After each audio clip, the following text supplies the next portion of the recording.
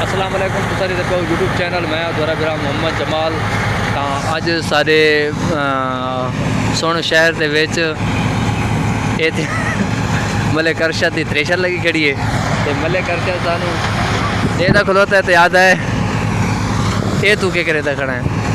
तो मैं ਤੁਹਾਨੂੰ ज़बरदस्त माहौल दिखावन लगा मलिक अरशद ਦੇ रहंदे पाए तू मलिक अरशद वजह मिलना सारे को उसको इंटरव्यू किया ये सारे गवांडी भाई खलोते रहे ये सारे गवांडी खलोते रहे ना गवांडियों की ऐसा तो गल ही कराए ने क्या ले जरा ठीक बताए इधर देख के आग ठीक बताए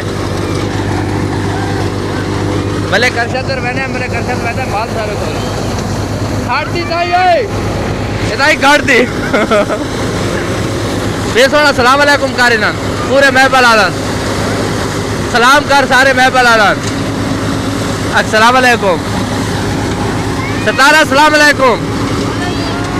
मलिक अरशद मतलब बल्ला सारे बोल मलिक अरशद मल्ला क्यों बदले इसको ये तो बोल ये थोड़ा थोड़ा थ्रेशर लाई मुगी थी मियां सतार बदई ए जैसे हो मन देने ओए मन देने मन देने मैं जा रहा था भाई और क्या कुरान का नाम रहेगा ओ